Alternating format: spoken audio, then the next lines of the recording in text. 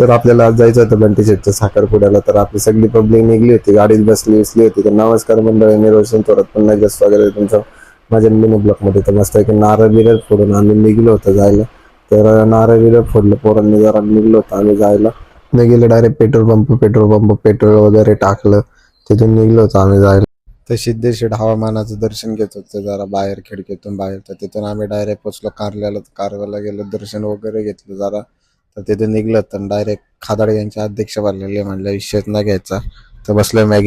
तर आपले भावी नवरदेव आले होते जरा गाडीत बसायला, रातभर झोपून आले होते. त्यांना जरा गाडीत बसवलं तर लवकरच हायकोर्टच्या अंडरमध्ये होणार आहे. तर आम्ही डायरेक्ट गेलो होतो. पहिलं सगळी पब्लिक आली होती आपली. आता मस्त की पोहणार होते. तर शेटचं काय म्हणणं आहे? आम्ही इथे पोहायला आलोय, आमचा नवरदेव उड्या मारतोय. नवरदेव इथे जरा पोहत होते, तर आपली सगळी पोरं पोहत होती. तर तिथून आम्ही गेलो घरी, तर नाश्ता वगैरे केला मस्तपैकी. तर आजचा ब्लॉग आपला इथंच संपलेला आहे. भेटूया आपण आता पुढच्या ब्लॉगमध्ये.